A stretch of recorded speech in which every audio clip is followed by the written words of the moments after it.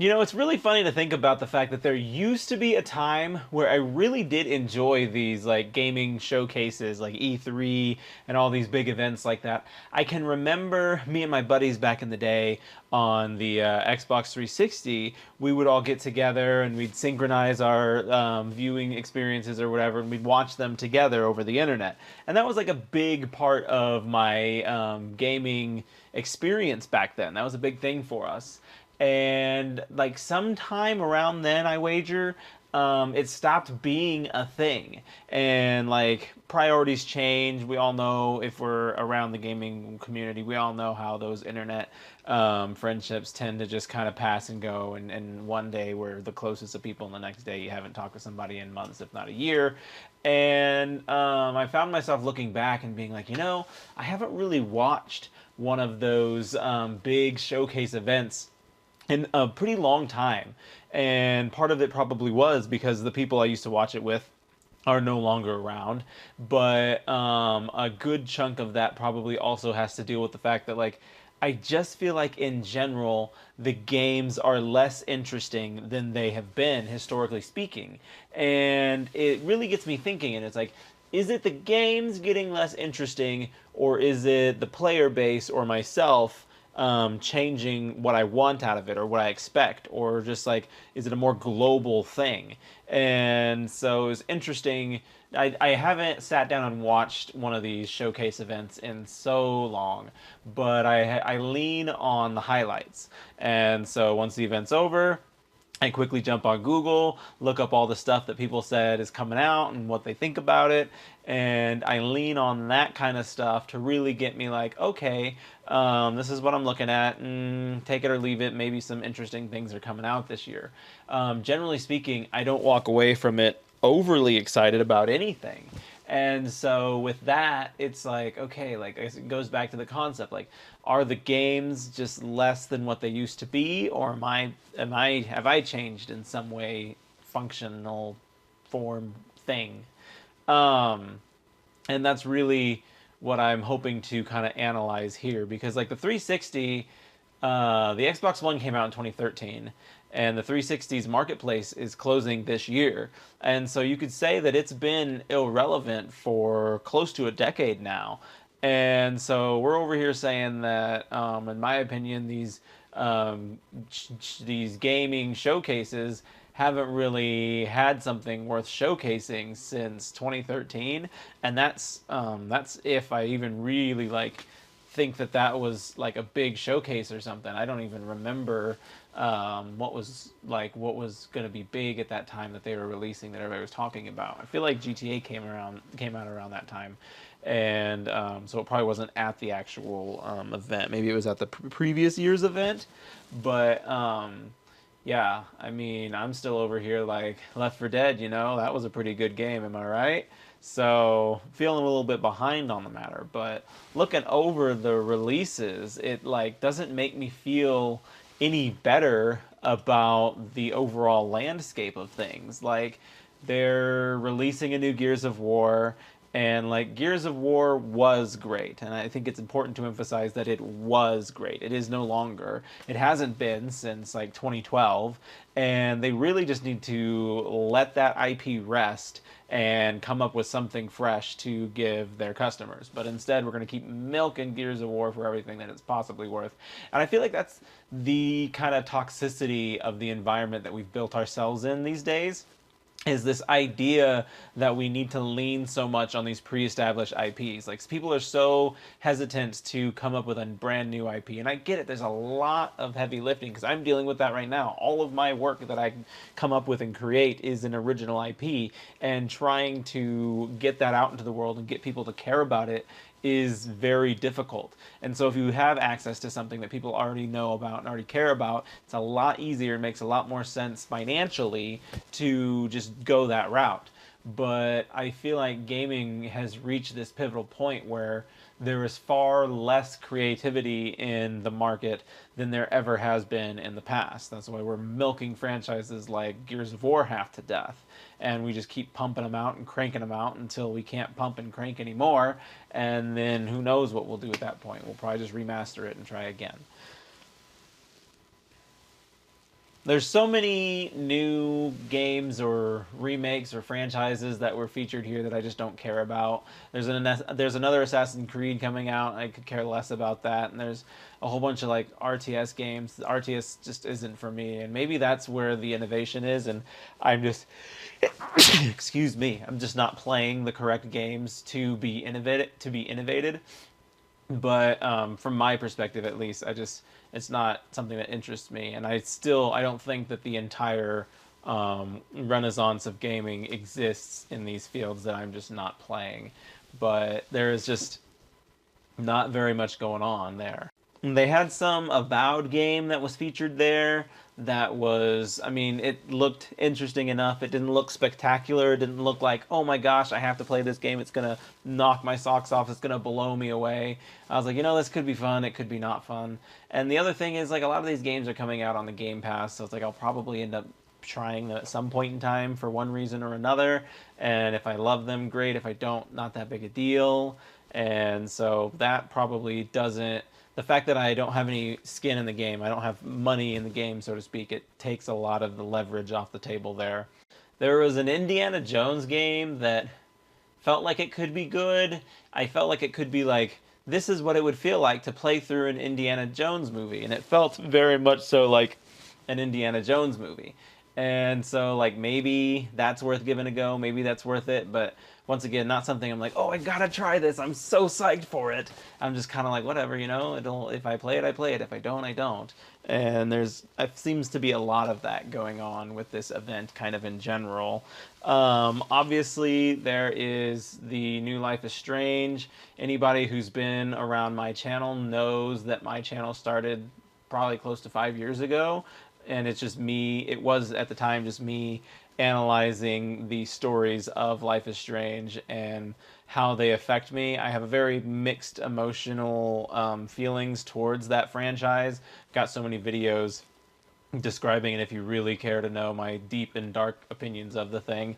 But what it comes down to for me is like the first game was a needed building block to build on a franchise that was hopefully going to be something better. The second game hits me in so many different ways on so many different levels, and to me it's like one of the few like games that I would say is just perfect. It's so good. And I could dote all over it for a long period of time, but this isn't the video for that. And then the third game was they got a new development team, and it's not technically the third game, it's technically True Colors, which whatever that means. And it was a huge disappointment. Once again, I've got videos dedicated to that if you really wanted to hear what I have to say about that. And now we have the fourth game, theoretically, in the franchise, and it is also being made by the same studio, which is no surprise. The old studio wasn't getting the IP back, and the old studio probably doesn't want the IP back because it's been run through the mud and just kind of ruined. The vision that they had has been sullied. But the new company is bringing back the protagonist from the first game that everybody loves, which is a direct spit in the face of the original creators, because they refuse to go back to any of their storylines. They're like, once the story is done, it has been told, and we're moving on to the next one. And people are like, no, we want more, we want more. And so anyway, yeah, I will have an entire video dedicated to my thoughts on that one, but it's safe to say not thrilled about it, not looking forward to it. I'm just gonna put that out there right there.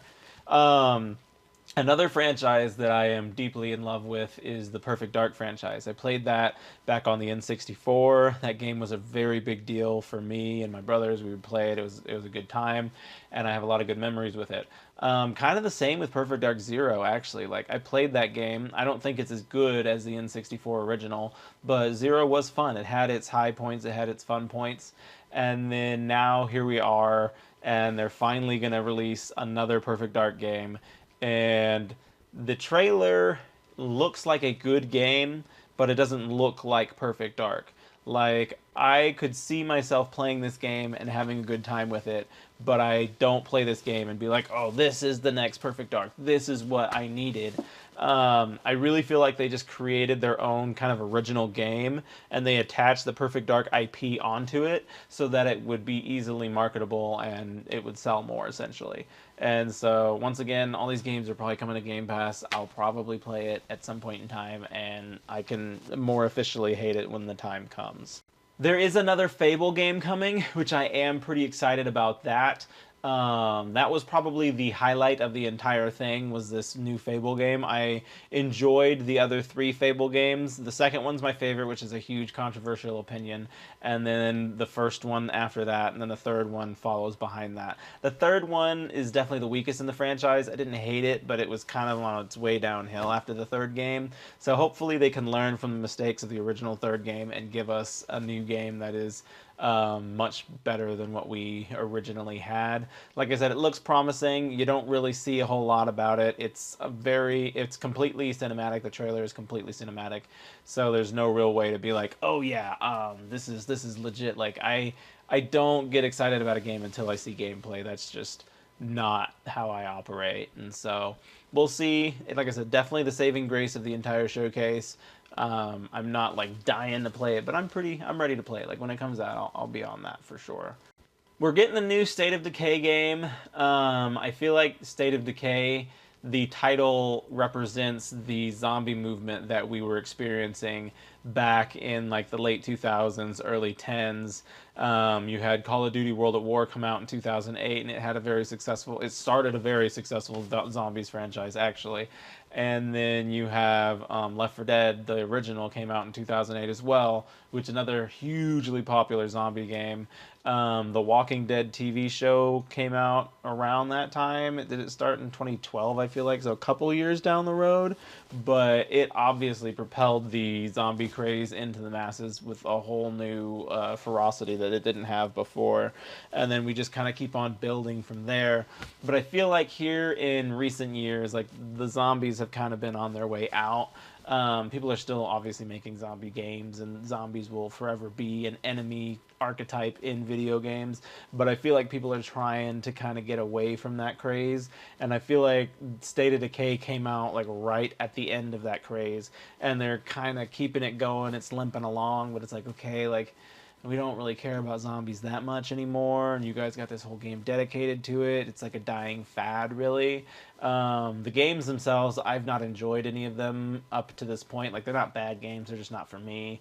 So I probably won't pick up State of Decay 3, or at least not anytime soon. But we'll see what happens there. It could be good. It could be everything that it needs to be, but I'm just not immediately interested in it right now. And and then after that point, you pretty much just have like all the other games, the sequels, the expansions, and all this crap that I don't really care about. And like all in all, it was just kind of like okay, that showcase happened. Now what? And that's kind of been the name of the game for a while now. And like I said, it's like, is the issue the games themselves, or is the issue the players? Am I the issue, essentially, is what I'm trying to get at here. And I feel like maybe it's a combined effort. This is a weird parallel to make, but I'm really big into music. And disco, I feel like the life and death of disco can be applied to many things that were unpopular, became popular, and then died soon thereafter. And so like disco it was unpopular, it was rising to popularity in like the mid 70s, and like the people who were enjoying it were like a very small minority of people. And then by the late 70s, like it had taken over the pop music scene, and it had taken over the pop music scene so intensely that musicians that couldn't be any further away from disco music were making disco music. Like Rolling Stones, these rock band acts were making disco music just because like that's what was selling. And then the late 80s or the late 70s rolled around, rolling into the 80s, and you had this very abrupt like death of that genre. And like they killed it, and they burnt a whole bunch of records at a baseball stadium, and they made a very obvious statement that disco was dead. And the life cycle that disco had, it's nice to observe because it's so short that it's easy to observe what happened. Like, it started out in the club scene as this small little thing that only a few people knew about and really enjoyed, and then it blew up into this massively profitable thing, and the market got inflated, and everybody who was everybody was making disco tracks, and then the world got tired of it and dumped it in the trash. And I feel like that's kind of, I think we're at the saturation stage of the video game market, because when video games first like came home, when they left the arcade and people were having like in-home consoles, it was still very much so a very nerdy hobby to have. Like, not everybody was playing games, and a lot of the people who spent a lot of time playing games were viewed as nerds, which back then was not a good thing. And so and the games back then were complicated. They more appealed to that nerdy crowd of people who were playing it. And I think online gaming is really what kind of broke down the barricades of video games going from this nerdy hobby to this mainstream hobby. And like, I think the 360 generation is what kind of bridged that gap. There was a lot more people gaming than ever before in that generation, and it's only grown since then. And what we do is we saturate the market with all these games that check all the boxes because that's what people want and that's what people are buying, and we lose sight of what made it good to begin with. And so just like disco, when it left its little pocket of gamers playing their Segas and their Nintendos and went to this internet world, and it blew up into this internet thing and so many people were playing it, the developers were like, well, I can't make games that only appeal to this pocket of nerdy people anymore. I've got to make games that can appeal to the larger crowd of internet people. And they're like, well, that game's successful, so let's just do what they're doing. And that's exactly the same thing that happened with disco. They're like, oh, well, that disco act is popular, let's just replicate that. And so we're in the over saturated portion of the life cycle of gaming right now. And I feel like a lot of people just copy and paste. They add an online multiplayer to their game and they use that as an excuse to not actually put a lot of content in the game. They're like, we put a multiplayer in there. That's going to be your replay value. Go find some friends to play it with. We don't need to make a game that's got a bunch of content in it. And that's just the state of things now. Now, obviously, there's a lot more money invested and involved in gaming than there was in disco. So I don't know that gaming is going to die as disco did, but I think it as a hobby will lessen in that there will be a point in time where not everybody who's everybody has a console and is playing on their console and is doing the gaming thing. And maybe when we reach that kind of leveled out playing field, people will come along and make games that are more applicable to the original audience who was playing them. But like, only time will tell. But I truly think that that is what has happened to the gaming market, and that is where we are presently in the gaming market. Is like, we are at the oversaturation phase. At some point in time, it's going to break. The crowd will leave. They'll find it less cool and awesome, and then when that happens, we'll be reverted sort of back to where we were. We'll never be back to exactly where we were, but we'll be back closer to where we were than where we are now. And that is my truest hope, is that we can get there and get there in a relatively timely manner. But yeah, that is my thoughts on the thing. Not a great showcase, nothing really there to talk about in a good way anyway. I'm going to make a separate video on that Life is Strange video. I'm coming out of Life is Strange retirement, if you will. Haven't really done anything on it since True Colors died, and that was 2 years ago now, 22, 21, somewhere around there. So hopefully this, if nothing else, gets me some good talking material and I can visit you all again and we can be Life is Strange people all over again. But for now, you all have a wonderful night. Thanks for stopping by, and maybe you enjoyed the showcase better than I did, and to you, I say congrats.